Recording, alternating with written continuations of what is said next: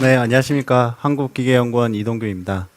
제가 오늘 말씀드릴 주제는 우리 가족 호흡기 건강 지킴이라고 정해봤습니다. 예, 우리 가족 내에서 우리가 가정용으로 어떻게 호흡기 건강을 잘 지킬 수 있도록 의료기기를 만들 수 있을까에 대한 내용으로 저의 발표를 시작하도록 하겠습니다. 호흡기 건강에서 가장 중대 질환 중에 하나인 만성호흡기 질환이 무엇이고 그 만성호흡기 질환을 어떻게 검사하고 있으며 어떻게 효율적으로 진단, 치료하고 관리할 수 있을까라는 내용으로 제 연구 결과와 함께 같이 발표를 해보도록 하겠습니다. 지금 코로나 때문에 마스크를 다 쓰고 계신데 숨쉬기 곤란하시죠? 힘드시죠? 이 만성호흡기 질환 환자들은 마스크를 한 3겹 정도 끼고 있다고 생각을 하시면 됩니다. 그런 숨쉬기 곤란하고 호흡 곤란들이 장시간 때론 평생 그렇게 계속 힘든 그런 질환인 거죠. 이런 대표적인 질환이 여러 개 있겠지만 주로 이제 중대 질환 중에 천식이나 만성 폐쇄성 폐질환이 가장 최근 이슈가 되고 있는 질환들입니다.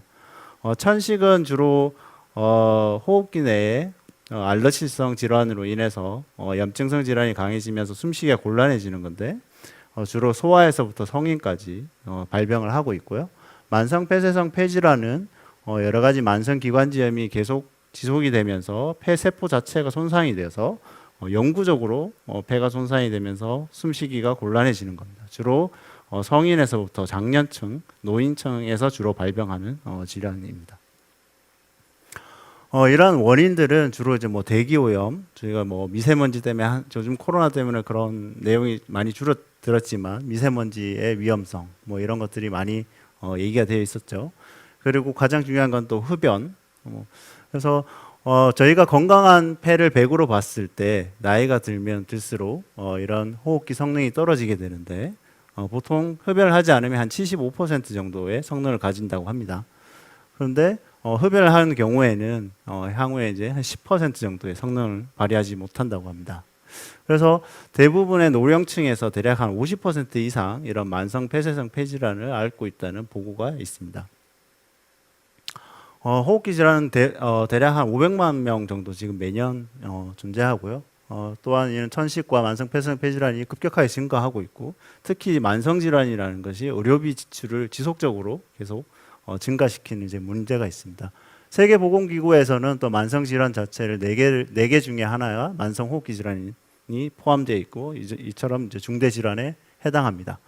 만성 호흡기 질환을 어떻게 진단을 할까? 병원에 많이 가시면 아시다시피 엑스레이나 CT 이렇게 영상학적으로 저희가 자세하게 진단을 할 수가 있습니다. 하지만 매일매일 찍어서 자세히 보고 싶지만 저희가 방사선이 이제 존재하기 때문에 매일매일 우리가 볼 수가 없다는 것이 문제가 되겠죠. 또한 건강검진을 가보면 저희가 이제 폐 기능 검사라고 해서 풍선에 바람 훅 부는 것처럼 얼마나 빨리 바람을 불 수 있고 그리고 얼마나 많은 양을 불 수 있는지 뭐 이런 것들을 통해서 우리가 폐 기능을 검사할 수가 있습니다. 쉽게 생각하면 저희가 폐의 물리적인 상태를 폐 기능 검사로 우리가 측정을 한다고 볼 수가 있겠죠. 최근 이제 천식 검사에서 새로운 기술이 개발됐는데 호기 산화 질소라고 해서 우리가 호기 훅 불 때 거기 안에 산화 질소라는 가스를 바이오 마커로 보고 걔를 검출해서 저희가 이제 천식인지 아닌지를 판단하는 진단하는 그런 기술들이 존재합니다. 이런 것들은 생각해 보면 또 폐의 화학적인 상태를 우리가 측정을 한다고 할 수가 있겠죠. 이처럼 이제 폐 기능 검사나 이런 새로운 기술들은 대부분 이제 대형 병원에 가야지만 직접 우리가 검사를 할 수가 있고 만성호흡기 질환이 있는 환자들은 집에서 계속 검사를 해야 되는데 검사를 할 수 있는 뚜렷한 의료기기들이 존재하지 않는다는 게 문제입니다. 그래서 저희가 이제 그런 것들을 이제 연구를 하고 있습니다. 이런 이제 보시다시피 이제 속도라는 어떤 이제 센서가 필요할 것 같고요. 뭐 가스를 측정해야 되니까 가스 센서 같은 것들이 필요합니다. 그래서 뭐 센서의 일반적인 원리는 뭐 아시다시피 측정 대상 물질들을 우리가 측정을 하는데 반응층이 따로 있고 그런 반응층에서 변화가 일어나든지 아니면 흡수를 하게 되든지 아니면 결합을 하게 되면 그런 것들을 변환하는 측정 변환기가 변하게 되고 그걸 전기 신호로 바꾸게 되면 저희가 일반적으로 센서라고 합니다. 저희는 이제 다양한 센서를 결합해서 아시다시피 한 번 훅 불어서 우리 질병을 알 수 있으면 얼마나 좋겠습니까? 그런 것처럼 저희가 한 번 훅 불어서 최고 호기 속도라든지 이런 유속을 측정을 하고 거기 안에 있는 가스도 동시에 분석하는 그런 장비들을 개발을 했습니다. 그래서 생각해 보면 폐의 물리적인 상태와 화학적인 상태를 동시에 분석할 수 있는 아주 그런 장비를 개발했습니다. 근데 이런 장비를 개발하는 것 자체가 쉽지는 않습니다. 왜냐하면 이제 우리가 속도를 훅 부는 게 대략 속도가 아주 건강한 사람은 빨리 불면 700리터 퍼 미닛이라는 유속 속도로 불 수가 있습니다. 이거는 대충 환산을 해보면 한 20m per second, 거의 뭐 태풍이 부는 이런 정도의 어떤 속도가 되는 거죠. 또 사람은 이제 습도가 많기 때문에 수분이 많기 때문에 습도가 아주 높고 또 숨을 쉬어야 되니까 이산화탄소가 많이 나옵니다. 네, 그런 이제 다량의 어떤 다른 물질들이 나오는데 저희가 측정해야 되는 이제 바이오 마커는 이제 뭐 산화질소라는 이제 뭐 바이오 마커라든지 아니면 폐암의 바이오 마커인 아세톤 뭐 이런 것을 측정을 해야 되는데 그런 것들은 대략 한 50 ppb 보통 파츠 퍼 빌리언이라고 해서 한 10억 분의 1개 그리고 바스톤 같은 경우에는 파츠 퍼 밀리언이라고 해서 100만 분의 1개 그래서 결국 모래사장에서 우리가 한 개를 딱 꺼집어내는 듯한 그런 그 정도로 많은 것 중에 우리가 측정하고자 하는 것들을 측정해야 되기 때문에 쉽지는 않습니다. 또한 다른 것들이 많이 영향을 미치기 때문에 이런 것들을 잘 복합 보정이라는 알고리즘을 통해서 우리가 이런 것들이 잘 워킹할 수 있도록 그런 것들 연구를 하고 있습니다. 그러면 이렇게 잘 만들게 되면 어떤 이득이 있냐? 상용 장비 같은 경우에는 우리가 산화질소 하나만 측정을 할 수 있지만 저희 장비를 이용하면 유속도 측정하고 폐암 바이오마커, 뭐 천식 바이오마커 이런 다양한 바이오마커를 동시에 진단을 하면서 좀 더 효율적이고 정확한 진단을 도울 수 있을 거라고 기대를 하고 있습니다. 그러면 만성호흡기 질환은 어떻게 우리가 치료하고 관리할까요? 의사 선생님들은 이렇게 세 가지를 말하고 있는데 폐기능 검사를 하고 또 뭐 기관지 확장제와 같이 이제 흡입할 수 있는 약제를 하거나 아니면 병원에 자주 와서 검진을 하라라고 얘기를 하고 있습니다.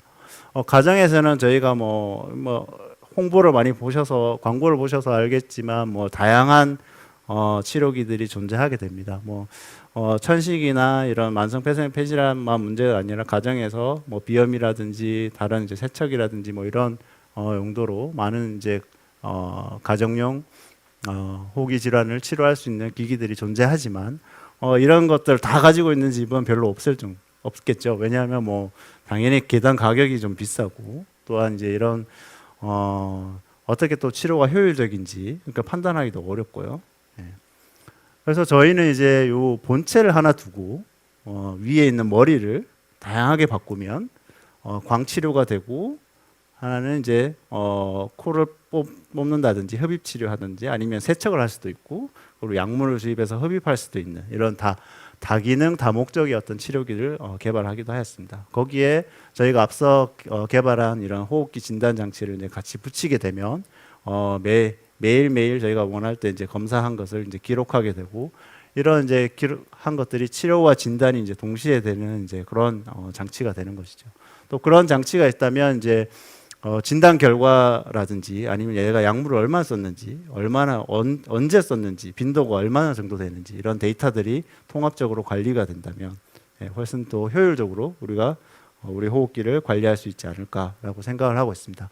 그러면 앞서 의사 선생님이 말씀하신 폐기능 검사를 해야 되고 약물을 우리가 사용해야 되고 정기적으로 병원을 와야 되는데 그럼 향후는 어떻게 저희가 될까라고 예상을 해보면 이렇게 이제 가정에서도 쉽게 검사를 계속 지속적으로 할 수 있고 그리고 다양한 어떤 치료기를 바탕으로 해서 좀 더 효율적으로 관리할 수 있을 것 같습니다. 그리고 앞서 말했다시피 이제 통합 이런 데이터들이 향후에는 이제 뭐 빅데이터와 인공지능이 합해서 병원에 있는 선생님들이 판단을 해서 뭐 조제를 한다든지 이렇게 공유가 돼서 비대면 뭐 원격 의료 이런 것들로 향후에 기술들이 발전할 것으로 예상을 하고 있고요.